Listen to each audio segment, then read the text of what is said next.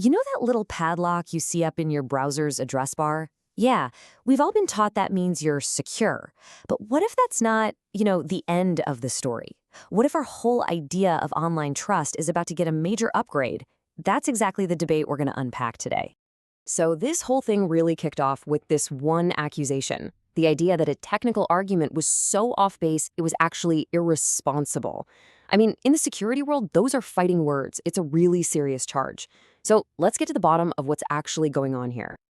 All right, so instead of just getting caught in the drama and the crossfire, we're going to focus on the facts. We're going to break down the tech, unpack the core argument, and look at the vision for what could come next. That way, you can really understand the substance of this whole debate. Okay, so to even begin to understand where we might be headed, we first have to get a super clear picture of where we are right now.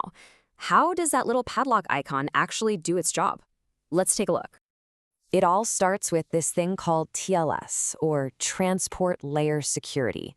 The easiest way to think about it is like an armored car for your data. Right when you send information to a website, TLS is what scrambles it all up, making it totally unreadable to anyone trying to snoop on it while it's flying across the internet. It's literally the S in HTTPS. It's the secure part.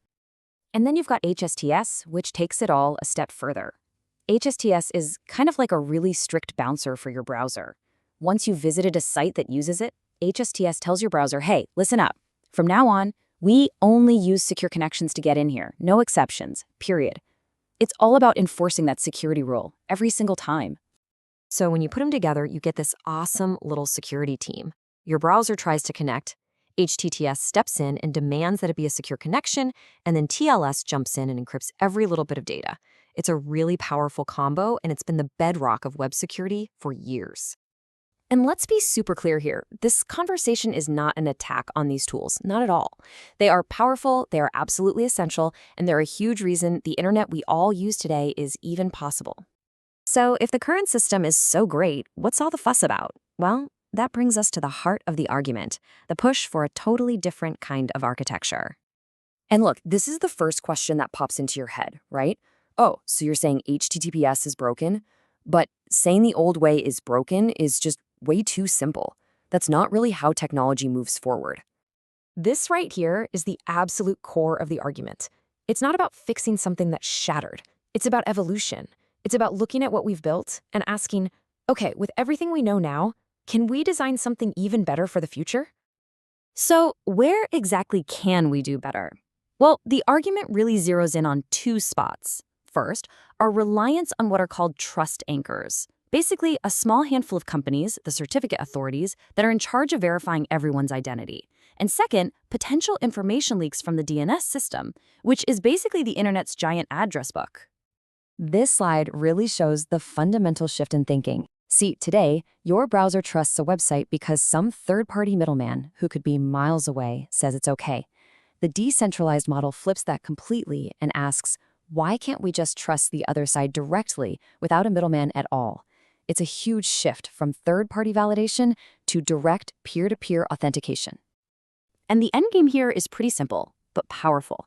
Pure end-to-end encryption that's authenticated by default, directly between you and whoever you're connecting to. So you're not just scrambling the data as it travels, you're building trust right into the connection itself, from the ground up. So, what's the big takeaway from all this? Well, it's really not about some battle between old tech and new tech. It's about writing the next chapter in the story of online trust. Let's just circle back for a second. There is absolutely zero shade being thrown at TLS and HTSS. I mean, these are the giants on whose shoulders all these new ideas are being built. They solved a massive, critical problem for their time and made the modern web a reality. You gotta give them props for getting us this far.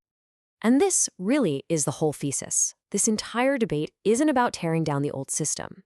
It's about asking if we can refine the fundamental architecture to build something even more robust, more direct, and more inherently trustworthy for the internet of tomorrow. It's just progress. You see, this whole thing is about way more than just web security. It's really a question about the future of the entire internet. And it forces us to ask this huge question. How much of our digital world should be decentralized? I mean, what does a future built on direct trust, from our identities to our conversations, what does that actually look like?